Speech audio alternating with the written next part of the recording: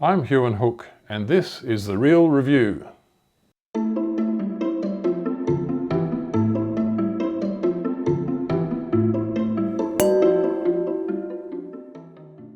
wine we're tasting today is Delamere Vineyards Sparkling Rosé, vintage 2012.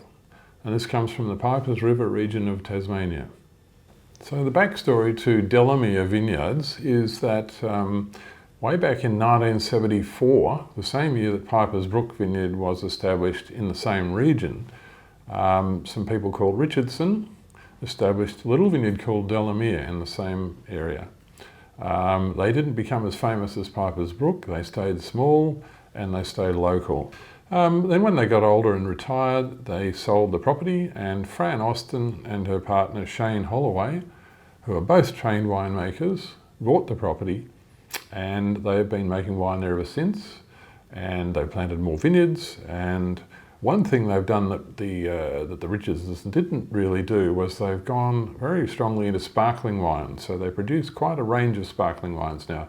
This is the vintage rosé, but they also produce a non-vintage rosé.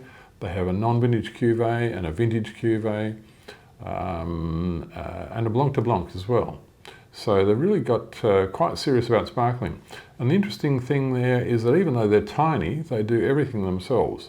They grow all the grapes, they don't buy any in, they vinify the base wine, they turn it into sparkling wine, they disgorge it, and they sell it all on their own property, and that's quite an unusual thing.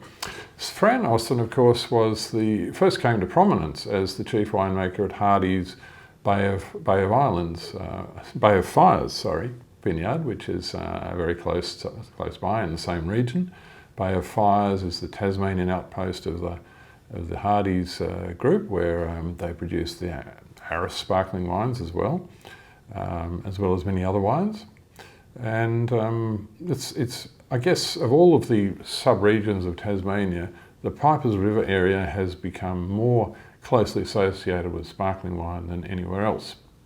The conditions seem to suit sparkling wine very well up there.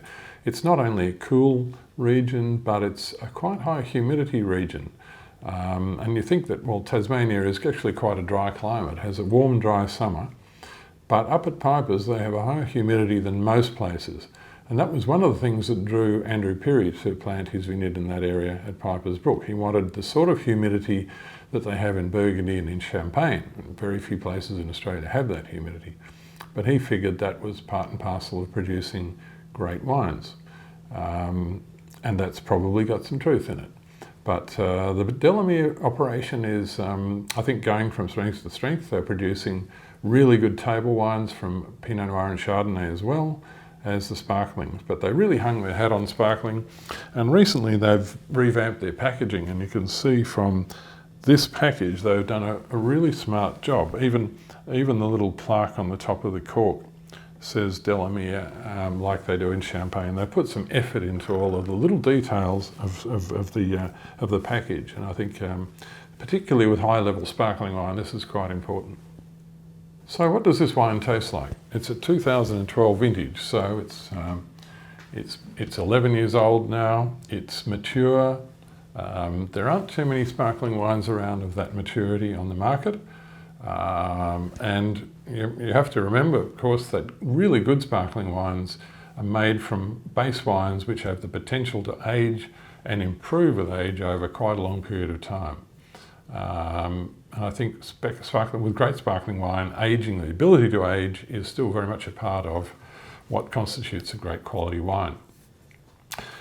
This wine, the first thing you notice about it is the colour. It's not a youthful pink colour.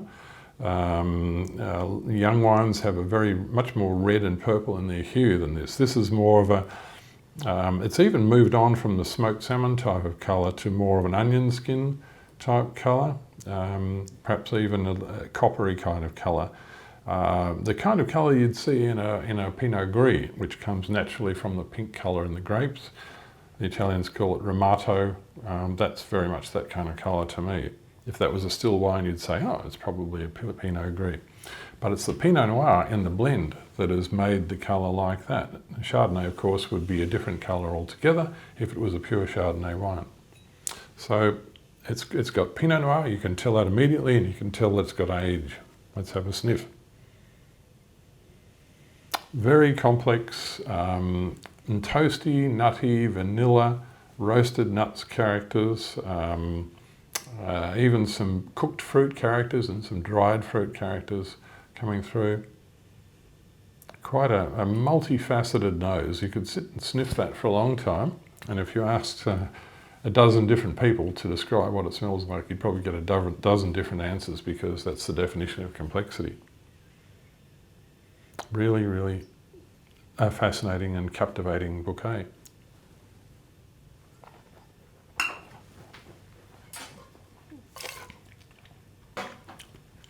And the other thing that seems to happen with age in a good sparkling wine is the creaminess of the palate texture seems to become more pronounced, and this wine certainly has creaminess, which is something that all sparkling winemakers seek. They really want that texture. So the wine has really good acidity, but you don't feel the acidity. It's not tart or tangy or bracing on the palate. It's just beautifully balanced. But at the same time, it's pretty dry. I think that the dosage level in this wine, which is the amount of sugar that's added after disgorgement, would have been very low. So the balance is dry, and that gives you this lovely appetizing aftertaste. I've described it in the tasting notes as umami.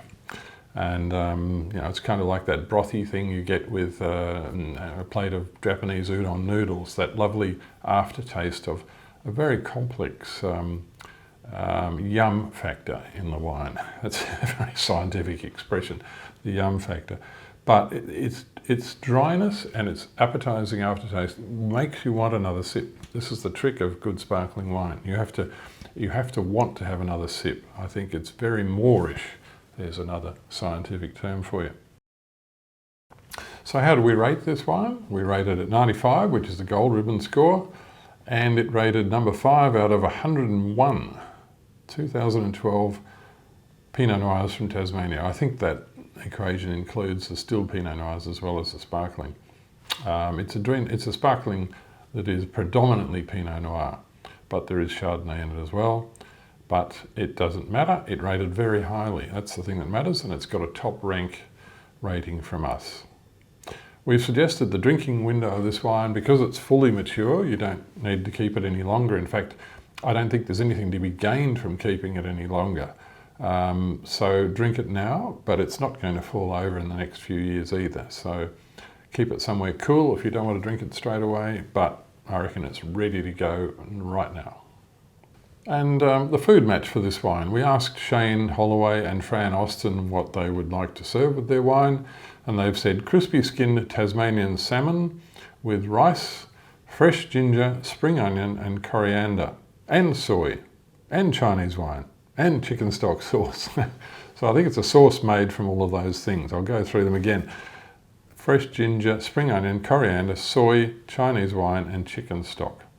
That sounds like a pretty complex sauce, and that would give you the umami factor, which would go so well with the umami of this wine. I think that's brilliant. Good health.